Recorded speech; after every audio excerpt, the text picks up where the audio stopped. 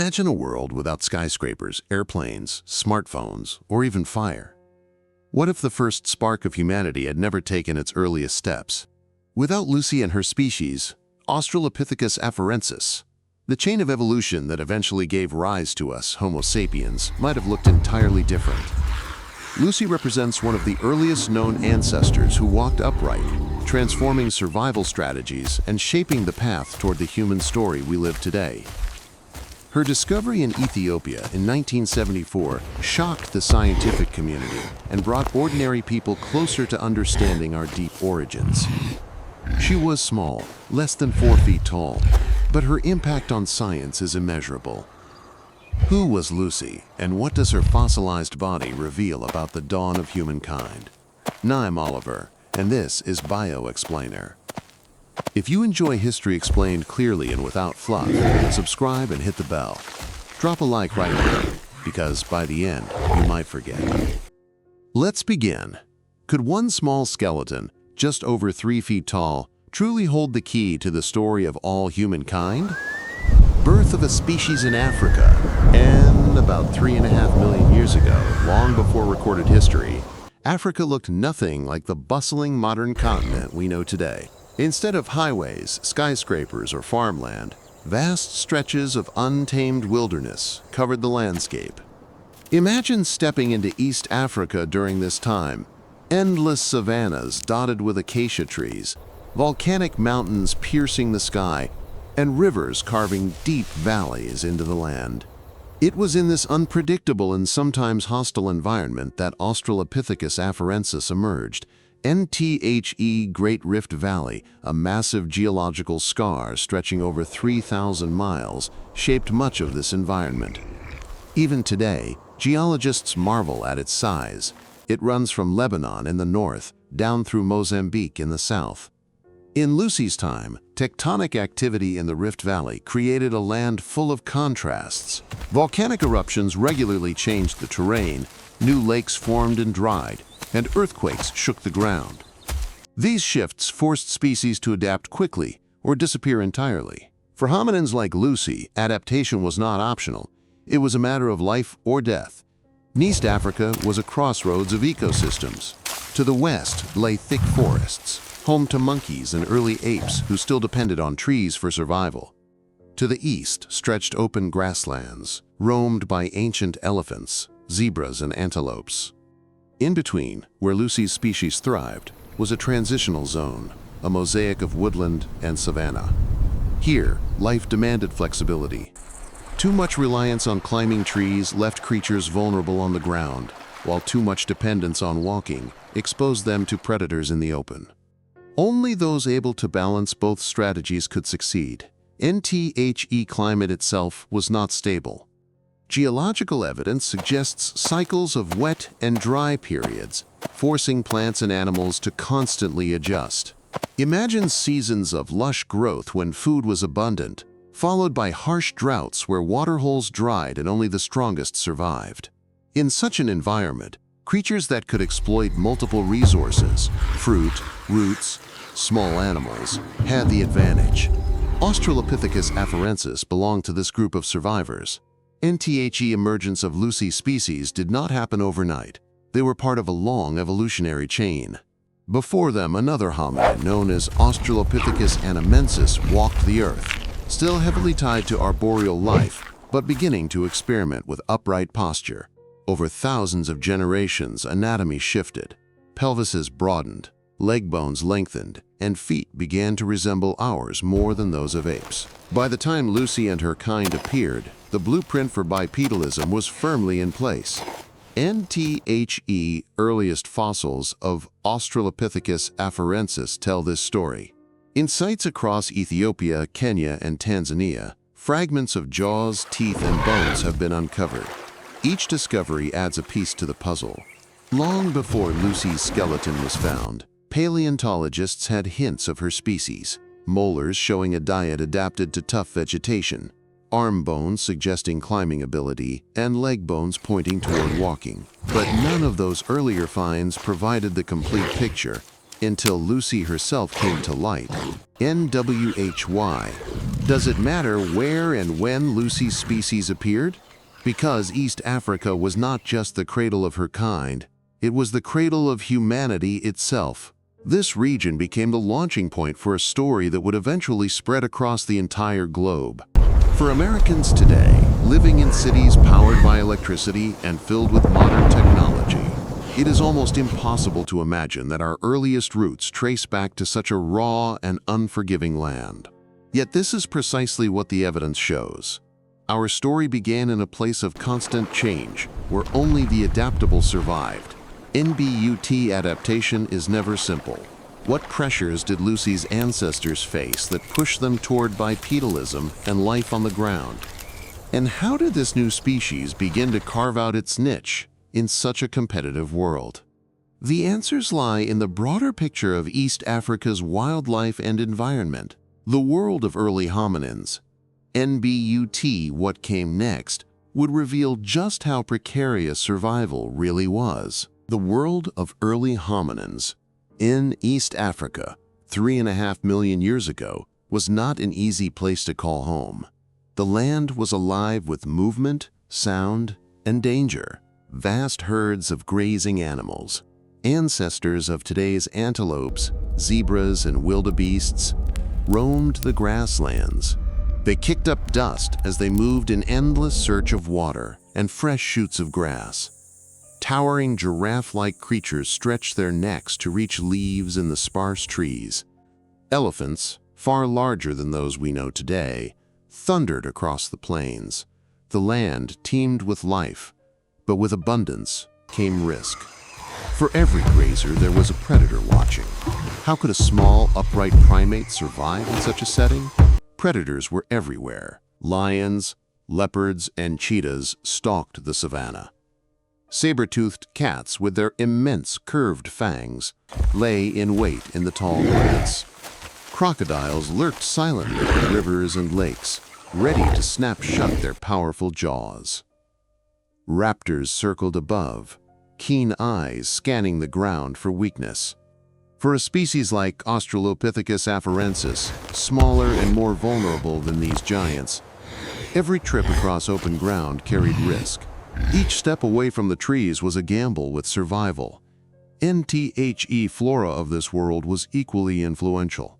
Pockets of woodland offered fruits, nuts, and shade, but they were shrinking under the pressure of a changing climate. Grasslands were expanding. Rainfall was uneven.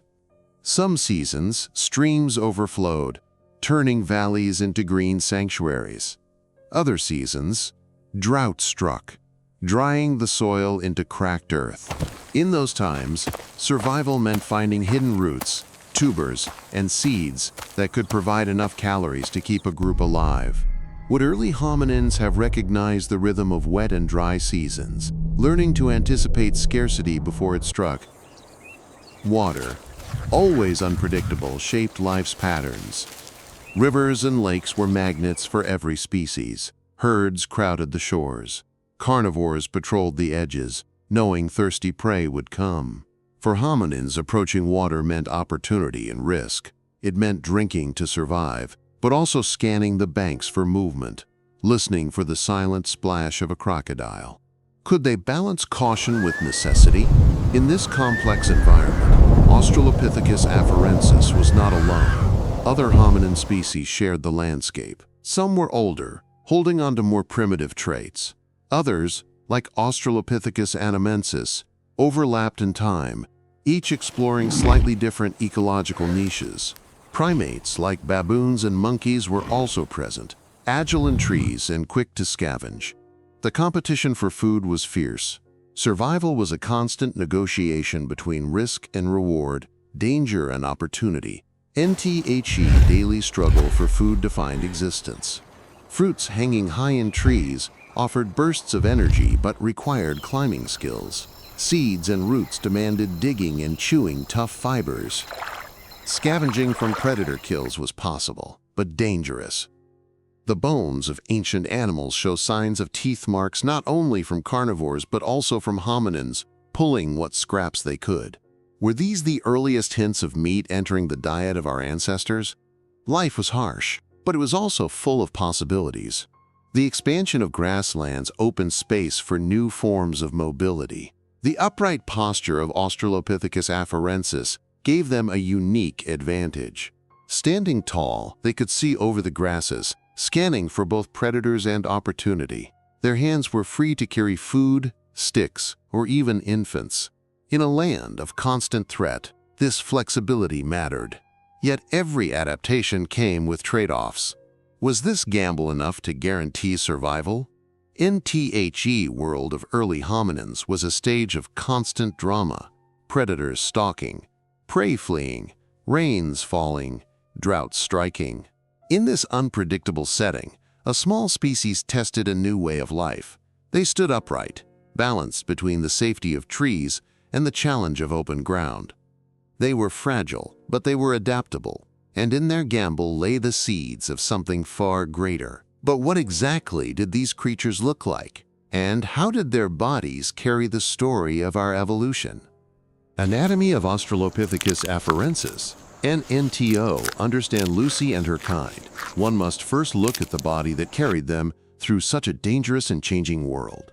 Every bone, every joint, every curve of their anatomy told a story of compromise between past and future. Australopithecus afarensis stood at a crossroads in human evolution. Their anatomy revealed a creature no longer fully ape, not yet fully human. The body was both familiar and alien. What did it mean to walk upright while still carrying the shadows of the trees? Average female measured about 3 feet 5 inches tall, roughly 1 meter and 5 centimeters, while males reach close to 4 feet 11 inches, or 1 meter and 50 centimeters. They were small by modern standards, yet sturdy and muscular.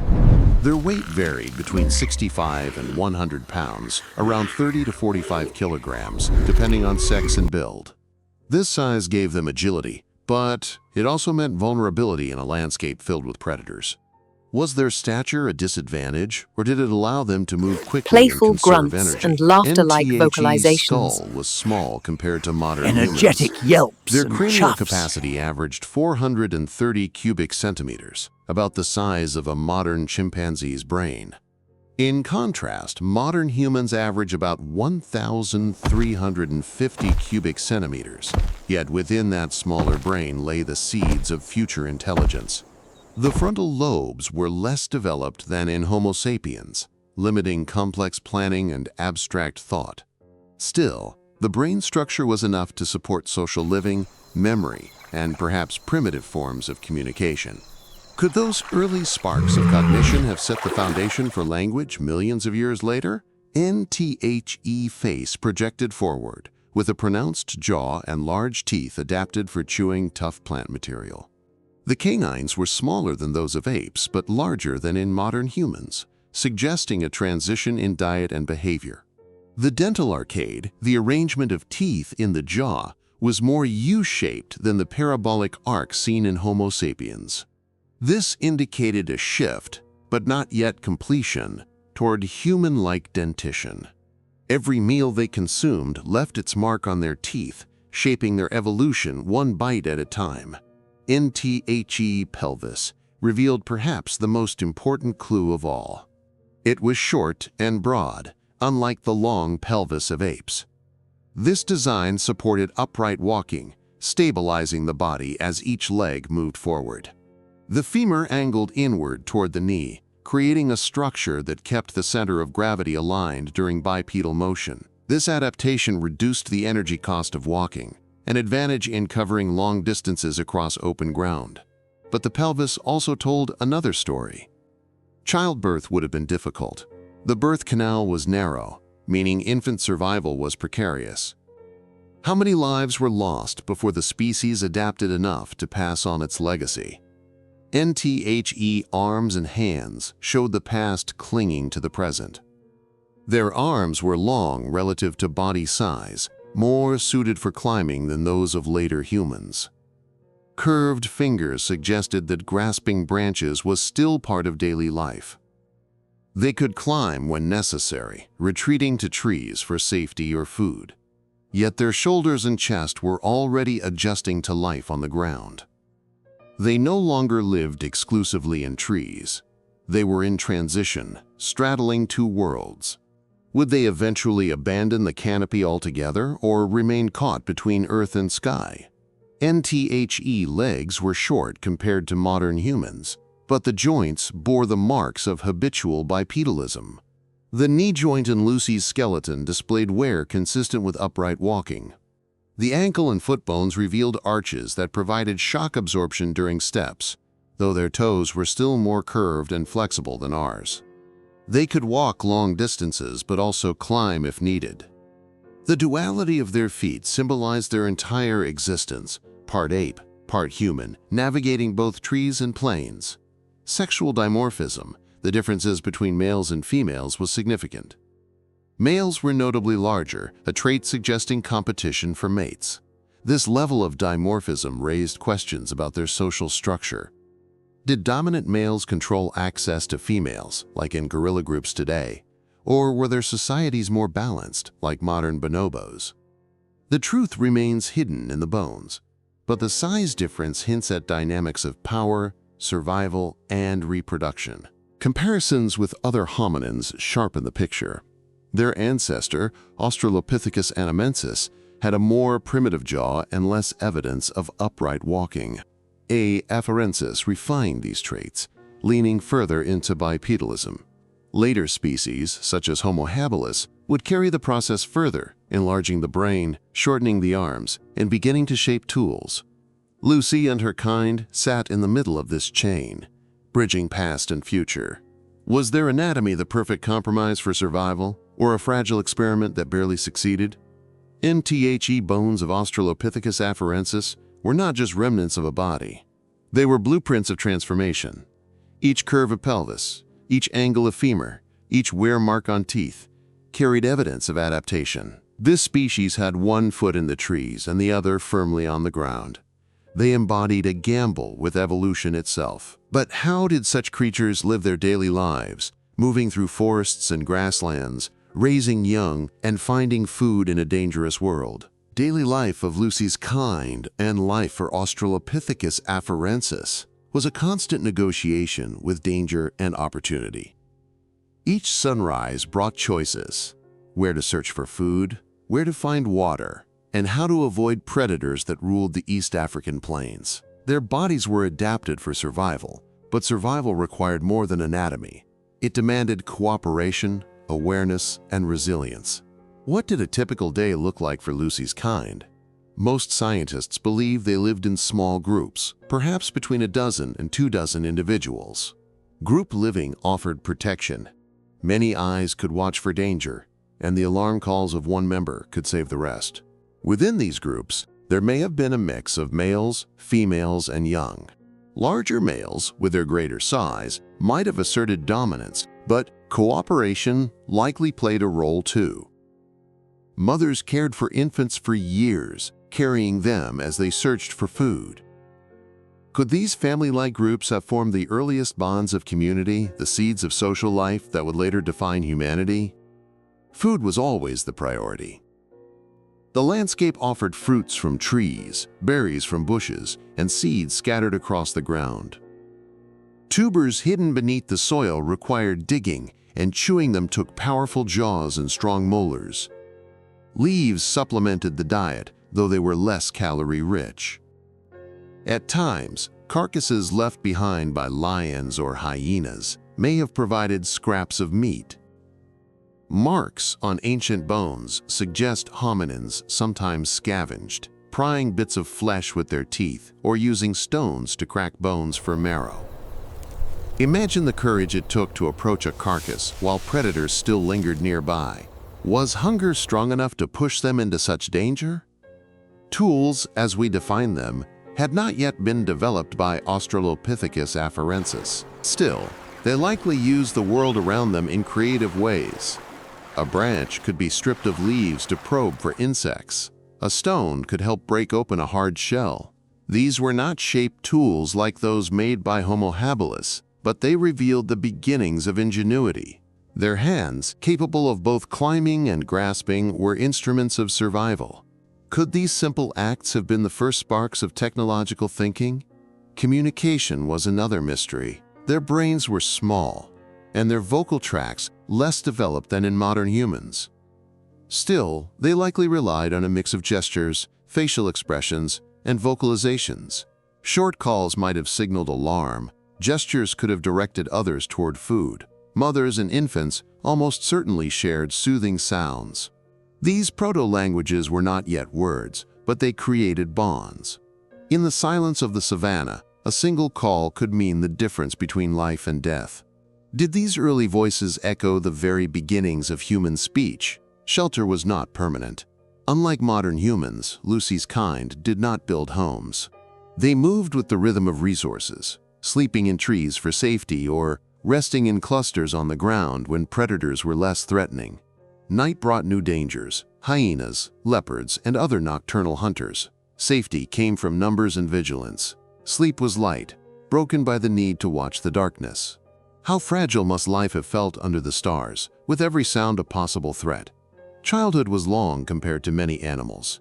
Infants depended on mothers for years, carried on their backs or hips as groups moved across the terrain.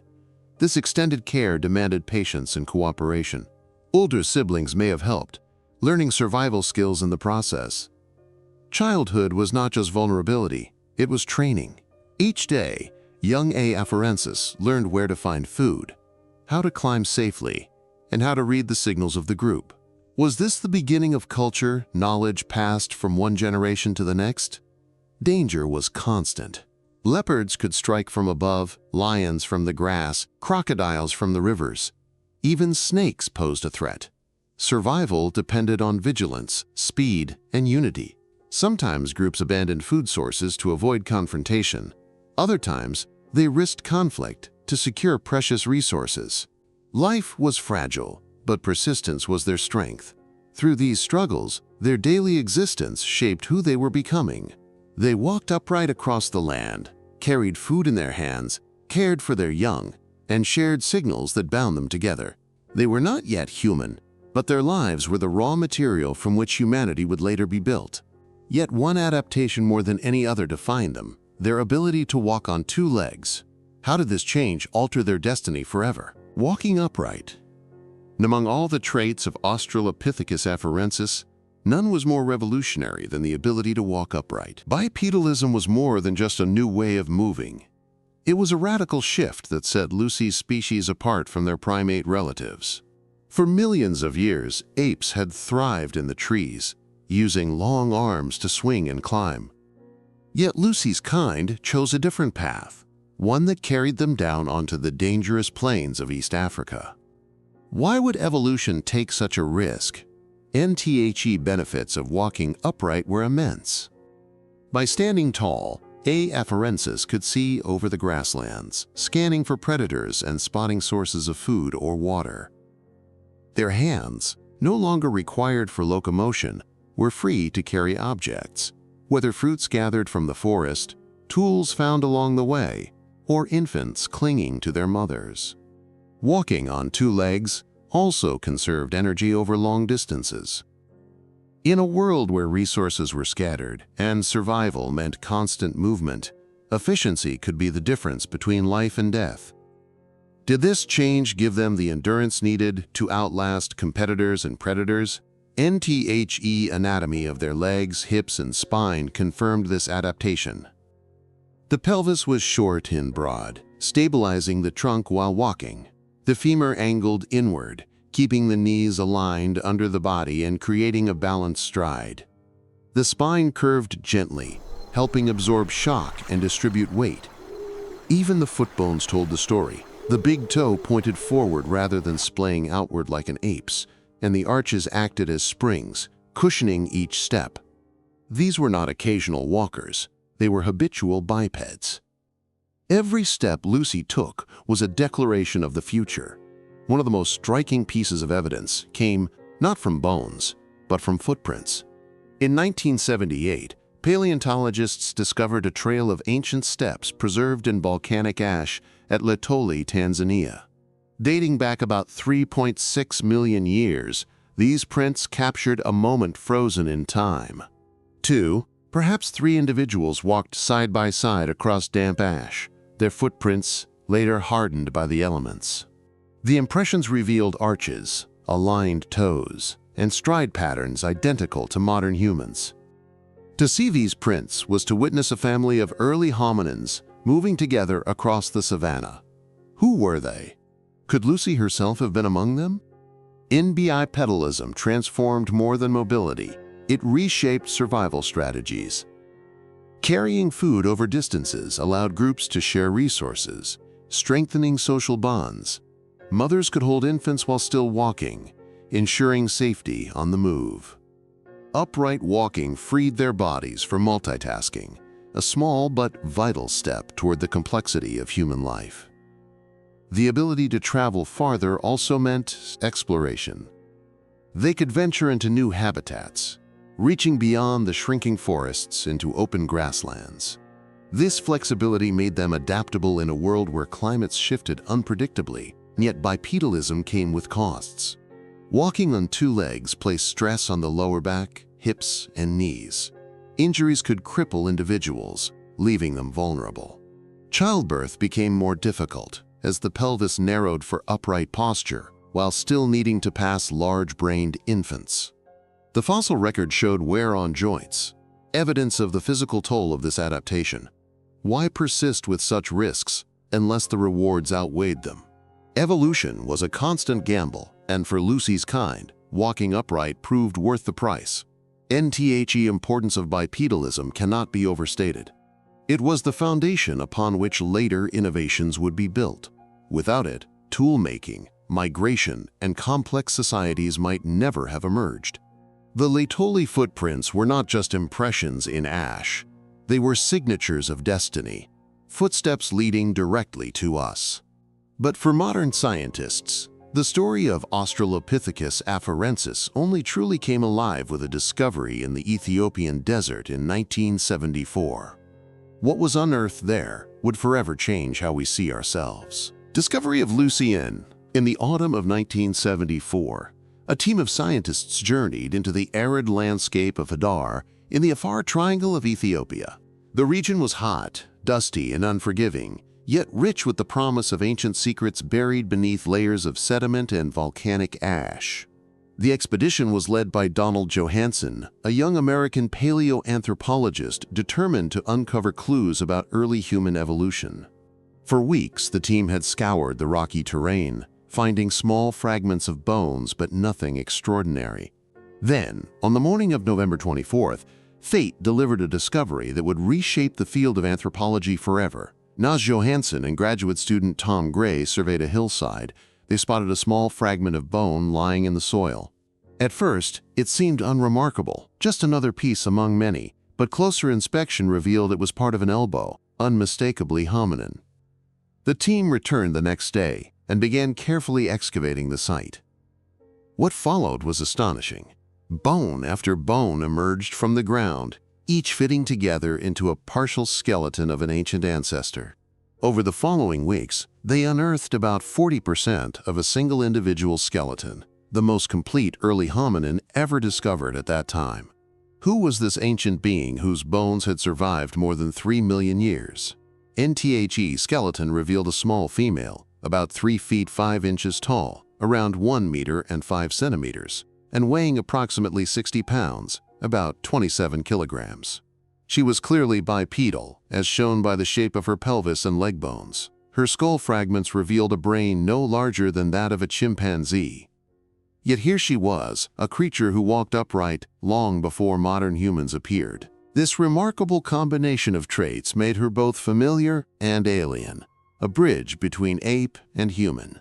She would soon be given a name that captured the imagination of the world. NTHAT evening. The team gathered in their camp to celebrate.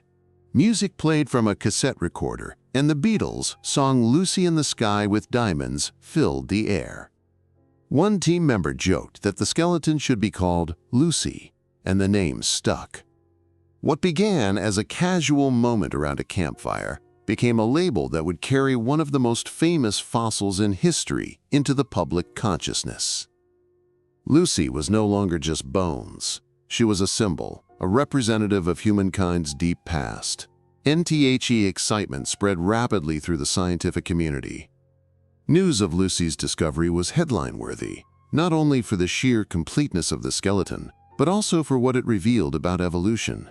Until then, debates raged about when bipedalism had truly emerged. Many assumed large brains came first, driving the rise of humanity. Lucy proved otherwise. She showed that upright walking had developed millions of years before brains expanded. In an instant, a long-standing theory was overturned. Could this small skeleton force scientists to rewrite the very story of human origins? Donald Johanson and his colleagues, Lucy was more than just a fossil. She was evidence of courage in science, of persistence through long days under the relentless Ethiopian sun, and of the unpredictable rewards of exploration. Her bones would go on to inspire generations of researchers and capture the imagination of millions of people around the world. Yet Lucy was just the beginning. The true test came in the years that followed, as her skeleton was studied in detail, debated fiercely, and placed at the center of questions that remain even today.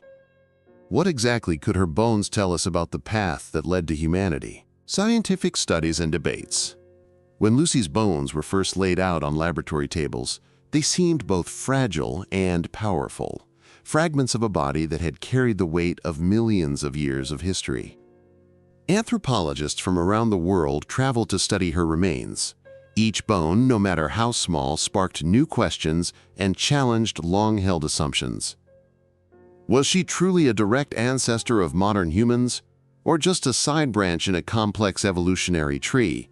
NTHE pelvis was the first revelation. Its short and broad structure clearly supported upright walking. The angle of the femur confirmed it. Lucy's knees pointed inward, aligning with the body's center of gravity. These traits allowed efficient bipedal movement, yet her arms remained long, her fingers curved. She had not abandoned the trees entirely. Lucy's body showed a dual existence, comfortable both on the ground and in the branches. Could it be that early human ancestors were more versatile than once imagined? NHER skull fragments revealed a brain of only about 400 cubic centimeters, the size of a chimpanzee's. For decades, scientists had believed that big brains came first, driving tool-making, language, and upright walking. Lucy overturned that model. She showed that bipedalism preceded brain expansion by millions of years. This forced researchers to rethink the sequence of human evolution. If walking upright came first, what pressures drove it? Climate change? Predators? Or the need to carry food and infants across open landscapes? NTHE debates were fierce. Some scientists argued Lucy was fully bipedal, pointing to her pelvis and leg bones. Others insisted she was partly arboreal, citing her long arms and curved fingers. A 2016 study even suggested her shoulder blades were well suited for climbing. Was Lucy a walker who still climbed, or a climber who could walk?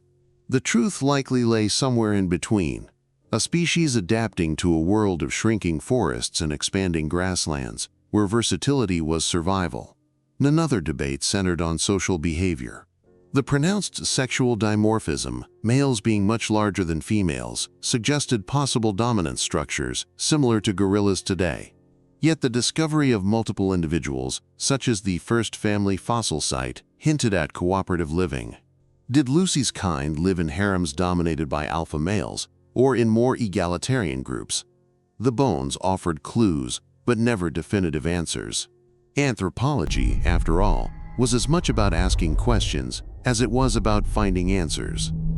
Lucy also forced scientists to reconsider the evolutionary timeline. She was dated to about 3.2 million years ago, earlier than many thought upright walking had developed.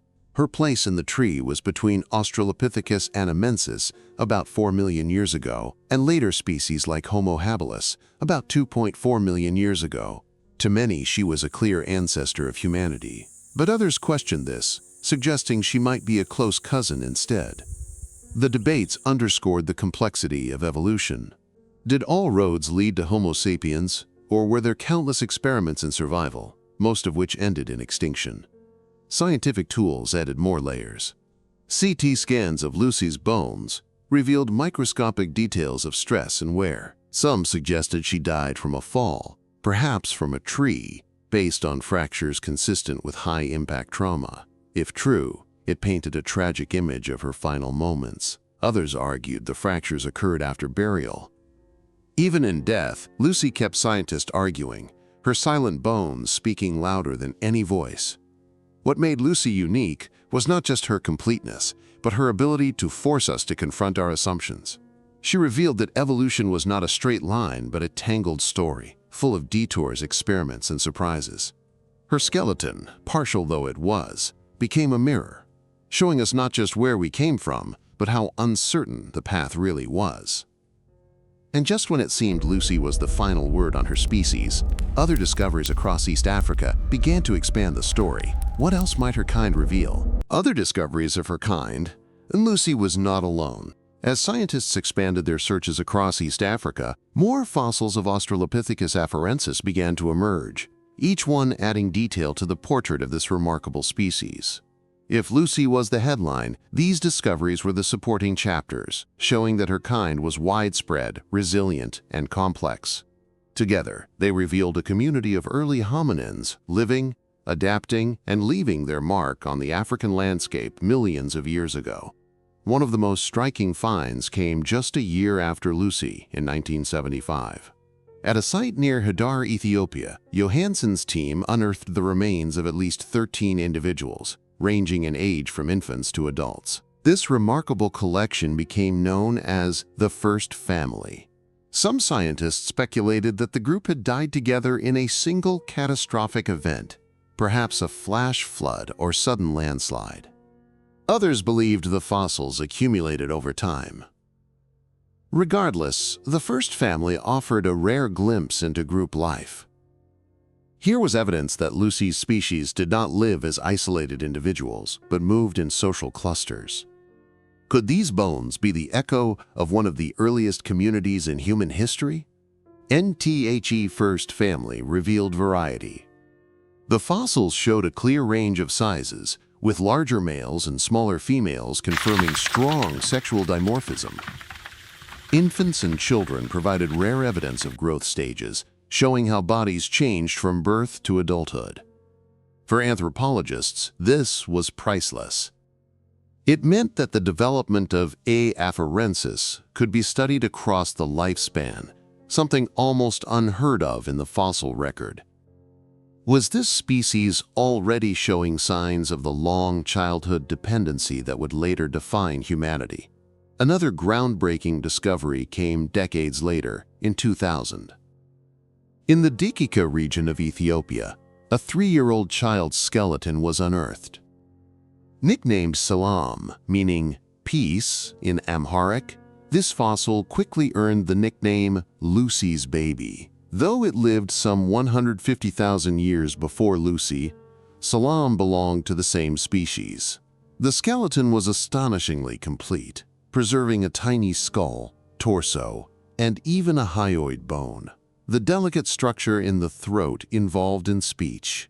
For scientists, this was like finding a time capsule of childhood 3 million years ago, and Salam revealed both familiarity and strangeness.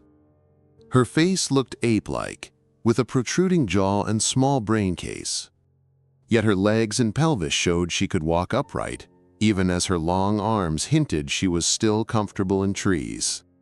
The combination confirmed that children of A. afarensis grew up learning to move through two worlds, the forest canopy and the open plains. Most striking of all was the hyoid bone. In modern humans, this bone supports the tongue and plays a vital role in speech. Salam's hyoid resembled that of apes, suggesting her kind lacked true language. Still, the find underscored that the roots of communication were already deep in our evolutionary past. Beyond Ethiopia, fossils of Australopithecus Afarensis turned up in Tanzania and Kenya. The Litoli footprints, already famous, were reinforced by discoveries of jaws and teeth in the region. These finds extended the range of Lucy's species across hundreds of miles, showing that they were not confined to one pocket of Africa. They thrived in diverse environments, from lush forests to dry savannas. Such adaptability may have been the key to their survival for nearly 1 million years. each new discovery filled in the picture. No longer was Lucy a lone individual frozen in time. She was part of a thriving species, spread across East Africa, raising children, forming groups, and adapting to shifting climates. Her kind left more than bones. They left echoes of footsteps, traces of family life, and fossils of infants who never grew to adulthood. Together, these finds made one truth undeniable. Australopithecus Afarensis was central to the story of human origins. But why was this species so significant, and what role did it play in the grand narrative that would eventually lead to us? The significance of Australopithecus Afarensis, NNWHY, does Lucy matter? Why does a 3-foot-tall skeleton, discovered in the desert of Ethiopia, hold such power over the way humans understand themselves? The answer lies not in the completeness of her bones alone, but in what her species represents, a critical turning point in the long story of evolution. Australopithecus afarensis was not the first hominin, nor the last, but it was among the most influential, bridging the gap between primitive ancestors and the line that would eventually lead to Homo sapiens. NTHE timing was everything. Lucy and her kind lived between 3.9 and 2.9 million years ago, a period of dramatic environmental change in East Africa. Forests shrank, grasslands expanded, and survival demanded new strategies. Afarensis embodied adaptation. By walking upright, they freed their hands for carrying food and infants. By living in groups, they increased their chances against predators. By mastering both trees and plains, they became versatile survivors. Their persistence for nearly 1 million years was no accident. It was proof that this evolutionary experiment worked. Could it be that without them, the human lineage would have ended before it began? NTHE evolutionary tree shows their importance. Earlier hominins, like Australopithecus Afarensis, displayed fewer adaptations for upright walking. Later ones, such as Australopithecus africanus and Homo habilis, built upon what Lucy's species had achieved. The leap from ape-like ancestors to tool-making humans was not sudden. It was gradual, marked by small steps, and Afarensis was one of the largest of those steps. Their combination of ape and human traits made them the perfect transitional species. They proved that bipedalism could work even before brain size increased or tools were shaped. NTHE cultural significance of Lucy cannot be ignored either.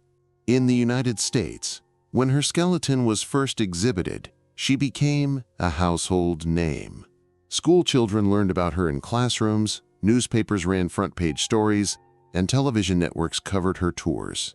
For many Americans, Lucy was their first introduction to the reality that human history stretched millions of years into the past. She became a symbol of science's power to uncover truths hidden in the earth.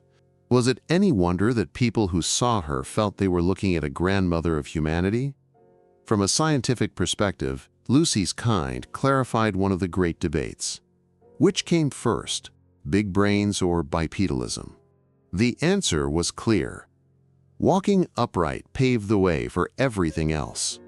It allowed ancestors to travel farther, exploit new resources, and eventually develop tools and culture. Brain expansion would come later, but the foundation had been laid by a small, upright walker on the plains of Africa. In the broader picture of evolution, Australopithecus afarensis showed that progress is not linear. Many species of early hominins lived and died, their lineages ending in extinction. Lucy's species happened to be one of the successful ones, passing traits forward to descendants who would carry them into the future. They were not destined to become human. They were not aware of destiny at all, but their survival made ours possible. Isn't it humbling to imagine that our existence depends on the steps taken by creatures who never knew what future they were shaping? NFOR modern science, Lucy remains a touchstone. New discoveries are constantly made. DNA studies, fossil finds, advances in dating technology, but Lucy's place in the story endures. She reminds us that evolution is not just about progress, but about resilience, adaptation, and chance. Without her, we might never have stood tall, built civilizations, or gazed at the stars. But every species, no matter how successful, must eventually face its end. What, then, of Lucy herself? How did her life close, and what can her bones tell us about that final chapter? End of a life. Every fossil carries a mystery, and Lucy's is no exception. Her skeleton, though incomplete, preserves clues not just to how she lived, but also to how she may have died. Around 3.2 million years ago in what is now Ethiopia, her life ended abruptly. For decades, scientists debated the cause. Was it illness, predation, or something more sudden, more shocking? In 2016, a study of her bones proposed a dramatic theory. CT scans revealed fractures in her shoulder, humerus, and leg, consistent with a high-impact fall.